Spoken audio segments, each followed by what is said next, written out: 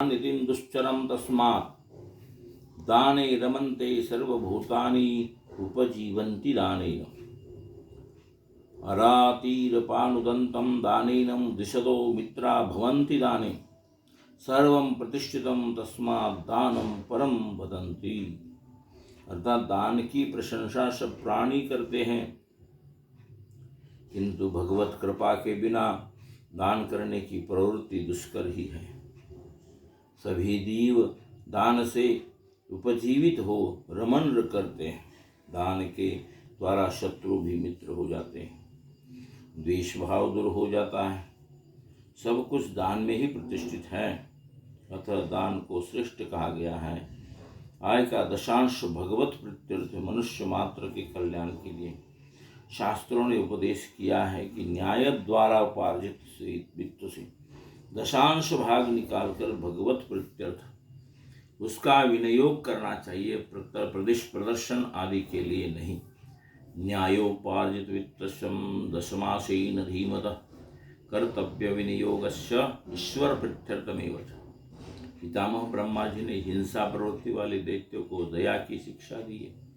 भोगवादी प्रवृत्ति वाले देवताओं को इंद्रिय संयम स्वरूप दमन की शिक्षा दी है, तथा लोभाभिवृत मानसिकता वाले मनुष्य को आत्मोत्तार्थ दान की शिक्षा प्रदान की है। दान की आवश्यकता अवश्य कर्तव्यता श्रद्धापूर्वक देना चाहिए, अश्रद्धापूर्वक नहीं। पवित्र देश में, तीर्थ आदि में, पवित्र समय में, पूर्णिमा संक्रांति आदि पवित्र सच्चरित्र पात्र को वेदवेत्ता ब्राह्मण न मिले तो जात्या ब्राह्मणों को ही दान देना चाहिए। देश कालेंच पात्रेच तद्दानम सात्विकम स्मृतम श्रद्धायाम देयम अश्रद्धायाम देयम।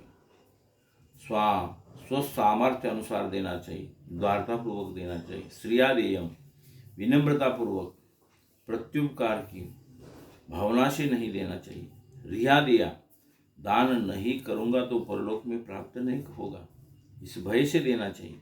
अथवा भगवान ने मुझे आवश्यकता से अधिक कुछ दिया है, अधिक कुछ भी धरोहर के रूप में समाज कल्याण के लिए पात्र मानकर दिया है तो औरों को भी दो, अन्यथा भगवान को क्या मुख दिखाऊंगा, इस भय से देना चाहिए। भियादेयम ज्ञानपूर्वक विधिपूर्वक देना चाहिए, प्रमाद से या उपेक्षा पूर्वक नहीं। सर्वदा देयम आदरपूर्वक उदारतापूर्वक देना चाहिए, चाहे जैसे दो किंतु देना चाहिए। तैत्रीय उपनिषद शिक्षावली में कहा है कि दाता की भावना जिस प्रकार एक किसान अपने खेत की सफाई करके उसमें हल चलाकर उसे तैयार करके बीज बोता है, पानी खाद देता है, रक्षा भी करता है, ठीक उसी प्रकार दाता को बड़े पवित्र मन से विश्वासपूर्वक दान करना चाहिए। आवश्यकता खेत को नहीं है, किसान को है। तो थोड़ा देकर अधिक पाना चाहता है।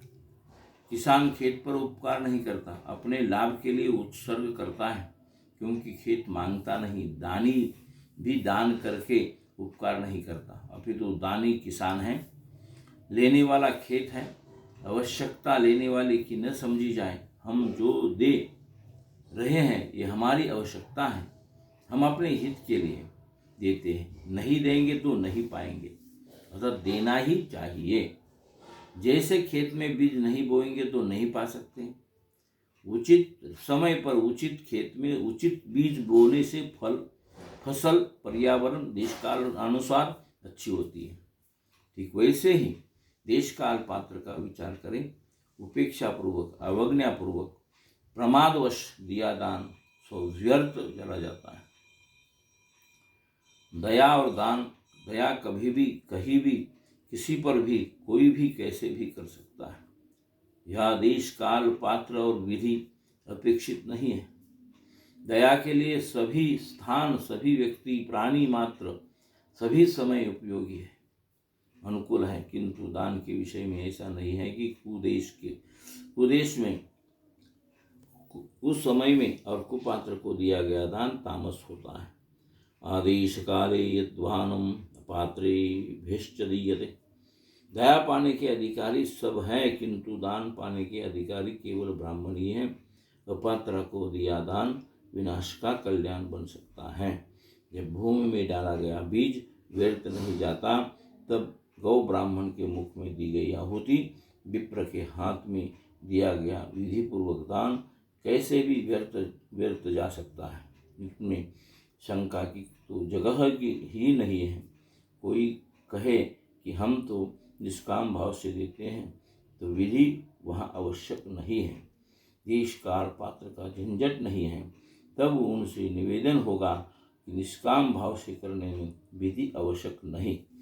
ऐसा कहा लिखा है, विधि पूर्वक करने से निष्काम कर्म शीघ्र निवृत्ति प्रदान करता है, किंतु इसे दान का नाम न दिया जाए, अन्यथा अभिमान रूपी अहीं सर्प कर्तृत्व विष दंश से डस लेगा, जिसका परिणाम अशांति विकलता ही होगी।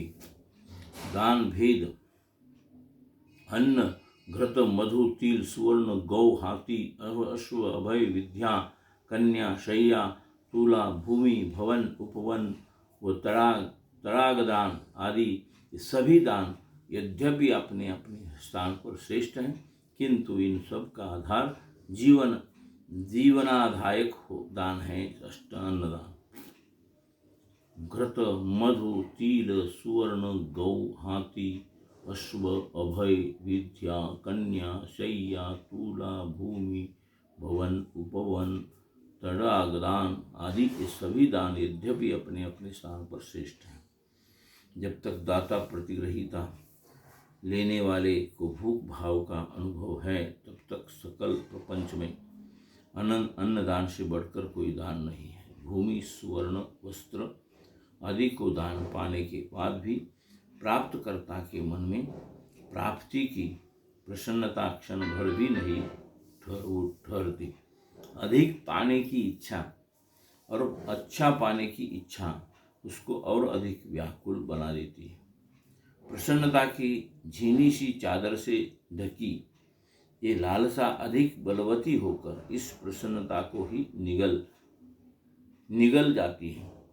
सभी दान देश काल और पात्र की अपेक्षा करते हैं, किंतु अन्नदान के लिए समागत अभ्यागत अतिथि चाहे जो हो, वो भगवान का प्रतिनिधि नहीं अपितु भगवान ही होता है। अतिथि देवो भव, अतः बिना नाम गाँव जाति कुल पूछे ही उनका आदर पूर्वक पूजन करे, अन्न भोजन दान करे, वही सर्वश्रेष्ठ पात्र है। जब वे पधारे तभी सर्वश्रेष्ठ समय है, जहाँ वे पधारे वही सर्वश्रेष्ठ देश हो जाता है। भोजन से तृप्त भोक्ता की संतुष्ट दृष्टि रूपी सुर सरिता में अवगाहन करके अपने मन को तृप्त करके देखे। जैसा आनंद वहाँ मिलेगा, वैसा अन्यत्र नहीं मिल सकेगा। अन्नदान सर्वश्रेष्ठ है। अन्य दानों के पाने पर चतुरता की तृष्णाजन्य आकुलता बढ़ती है, जबकि अन्नदान से तृप्त्यानुकूल वितृष्णा बढ़ती है। प्राणी मात्र के जीवन का आधार होने से सर्वश्रेष्ठ है। अन्नदान ब्रह्मदान के समान ही पुण्यप्रद है। अन्न ब्रह्मत्वात् श्रवण मनन निधिध्यासन यज्ञ योग तप भक्ति ज्ञान विचार त्याग वैराग्य सत्संग स्वाध्याय उपासना समाज सेवा आदि का आधार होने से अन्नदान सर्वश्रेष्ठ। सभी दानों का आधार अन्नदान ही है। विश्व प्रपंच का आधार अन्नदान है। अन्नदान सत्य लोकोत्तर तृप्ति की अनुभूति करने की क्रियात्मक साकार उपासना है, किंतु यह उपासना निराभिमान पूर्वक सेवक भाव से की जाए, स्वामी भाव से नहीं, स्वयं को कृतकृत्य मानते हुए की जाए। हमारे पुण्यवर्धन के लिए संत अतिथि याचक हमारे द्वार की शोभा बढ़ाने आते हैं। हमारी सेवा को स्वीकार करके वे हम पर उपकार करते हैं। यदि कोई सोचे कि पर्याप्त धनधान्य संपन्न होने पर ही दान करेंगे, तो शास्त्र कहते हैं कि अरे भाई, अपने एक ग्रास में से भी आधा ग्रास देने में प्रसन्नता समझो और उद्यत रहो, क्योंकि इच्छानुरूप संपदा कब किसको मिल सकेगी। ग्रासाद धर्मपि ग्रासाद मर्थि किन्नम दीयते इच्छानुरूपो विभवम कदा कस्य भविष्यति। भारत में अन्नदान की महिमा। भारत में ब्राह्मणों को अन्नदान करने वाला दाता अन्न कणों के प्रमाण वर्षों तक शिवलोक में निवास करता है। ब्राह्मण ही क्या मनुष्य मात्र को अन्नदान करने वाला शिवलोक पाता है। तीनों कालों में अन्नदान से बढ़कर कोई और दान नहीं है। इस दान में देश काल पात्र की परीक्षा का नियम तक नहीं है। अन्नदानात् विग्रहाय यह करोति च भारते अन्न प्रमाणम वर्षच्च शिवलोके मह्यते। अन्नदानम महादानम नेभ्योऽपि करोति यः अन्नदानात् परम दानम न भूतन्न भविष्यति। नात्र पात्र परीक्षाशात न काल नियम क्वचित। जिस अन्नदानी का अन्न वेद पाठ द्वारा पचाया जाता है उसकी 21 पीढ़ियां तर जाती है। कुक्षो तिष्ठन्ति यश्चान्तं वेदाभ्यासेन जिर्यति तारएन पूर्वजन्जानं तस्यं दश पूर्वान दशापराण। अन्न की महिमा। अन्न ही प्रजापति है। अन्न से ही देह सार सर्वस्वभूत रेत बनता है। उसी से यह प्रजा उत्पन्न होती है। अन्नम वे प्रजापति ततोहम वे तद्रेतस्तस्त समादिमाः प्रजा प्रजायन्त। तब से ब्रह्म से अन्न उत्पन्न होता है। अन्न से प्राण, मन, सत्य, स्वर्गादि लोक, यज्ञादि कर्म तथा अमृत होता है। ये ब्रह्म ही नाम रूपात्मक अन्न रूप से उत्पन्न होता है। तब सा चियते ब्रह्म ततोऽन्तम् अभिजायते अन्नात् प्राणो मनम सत्यम लोका कर्मसु चामृतम तस्मात् एतद् ब्रह्म नाम रूप अन्नञ्च जायते। मंडूक उपनिषद उपाख्यान में पद्म पुराण में महाराज श्वेत का वर्णन है। उन्हें तब से प्रभाव से ब्रह्मलोक मिला, सकल सुख साधन मिले, किंतु अन्न जल नहीं मिला। क्षुधा पिपासा से पीड़ित राजा के पूछने पर ब्रह्मा जी बोले कि राजन, तुमने अन्न जल का दान न करके केवल देह पोषण मात्र किया है। अब अपना वह शरीर ही खाओ। भूख के मारे राजा प्रतिदिन भारत में आकर अपना मृत शरीर खाते थे। एक दिन अगस्त्य ऋषि की कृपा से उन्हें मुक्ति मिली। जिन्होंने अन्नदान नहीं किया वे परलोक में भूखे ही रहते हैं। बभुक्षिताम यान्ति अन्ननंदः। अन्नदान से बढ़कर सदगति का अन्य कोई उपाय नहीं है। अन्नदानात् परम नास्ति प्राणिनाम गतिदायकम। अन्नदान से ब्रह्म प्राप्ति होती। महाराज रंती देव की कथा शास्त्र सिद्ध है, लोक प्रसिद्ध है। उन्होंने स्वयं की परवाह किए बिना जीवन के आधार अपने भोजन और जल तक को होकर दूसरों को दे दिया। जल तक को कातर होकर दूसरे को दे दिया। परिणामतः उसी समय उन्हें भगवान मिले गए। पद्म पुराण के सृष्टि खंड में राजा विनीताश्व का प्रसंग है। उन्होंने सब कुछ दान किया, किंतु अन्न को उपेक्षित मानकर अन्नदान नहीं किया। अतः उन्हें स्वर्ग में सब कुछ मिला पर अन्न नहीं मिला। भूख प्यास से त्रस्त विनीताश्व को भारत आकर शरीर खाने की विवश होना पड़ा। अपने पुरोहित के कृपा प्रसाद से उन्होंने तिलधेनु, घृतधेनु, रसधेनु का दान किया। फलतः उन्हें स्वर्ग में अन्न मिला। पुरोहित ने कहा, हे राजन, तुमने अपने जीवन में तुच्छ मानकर अन्नदान नहीं किया था। ता न अन्नदतम तेनम किंचितम स्वल्प मत्वा यथास्त्वया।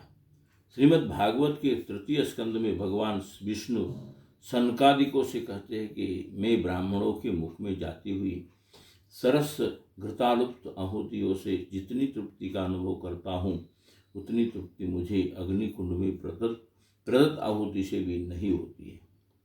लोकोक्ति भी है, मधुरान प्रदानेनम सर्वे तुष्यन्ति जन्तवः।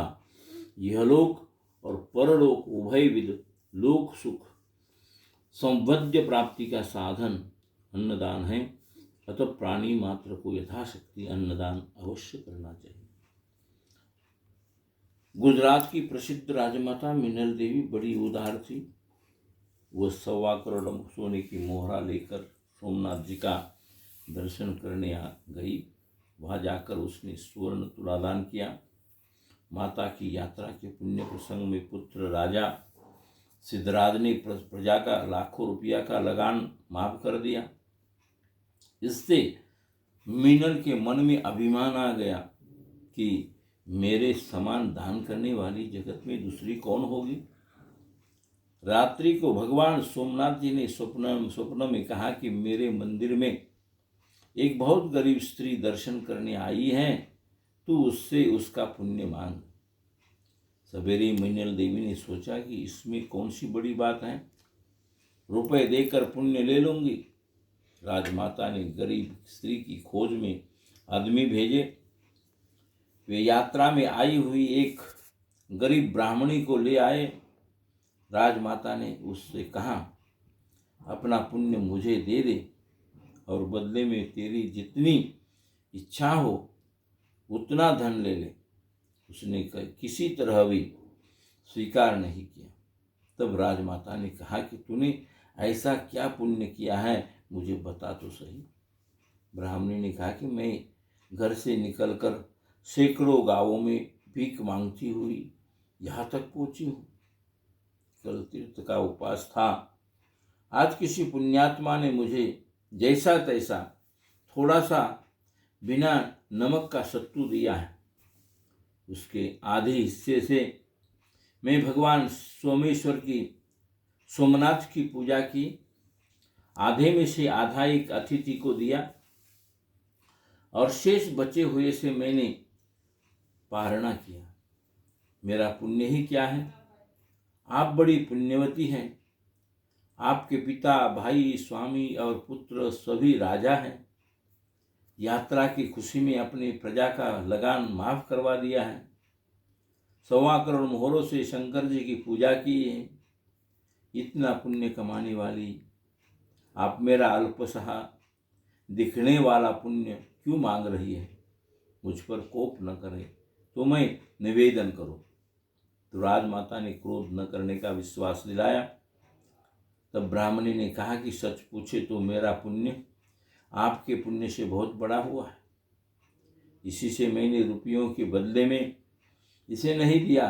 देखिए बहुत संपत्ति होने पर भी नियमों का पालन करना, शक्ति होने पर भी सहन करना, जवान उम्र में व्रतों को निभाना और दरिद्र होकर भी दान करना, ये 4 बातें थोड़ी होने पर भी इनसे बड़ा लाभ हुआ करता है।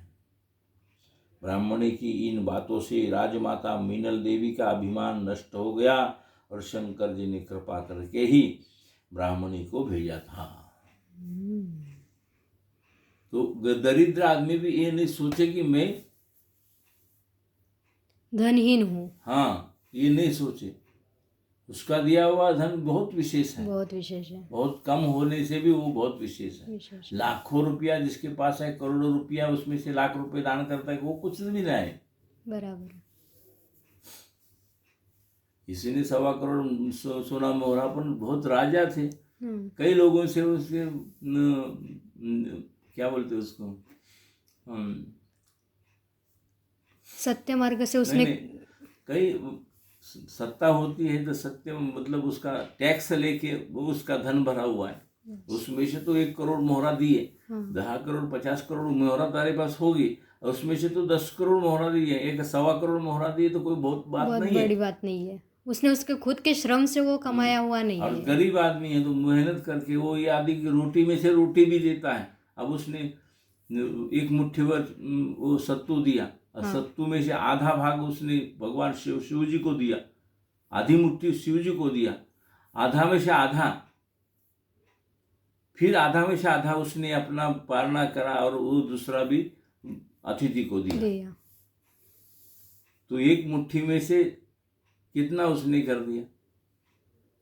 एक मुट्ठी से आधी मुट्ठी तो सोमनाथ को दिया, सोमनाथ भगवान को और आधी में से फिर आधी रही एक मुट्ठी, आधी मुट्ठी में से फिर उसमें एक आधा पालना किया और खाने के लिए किया और वो अतिथि को दिया।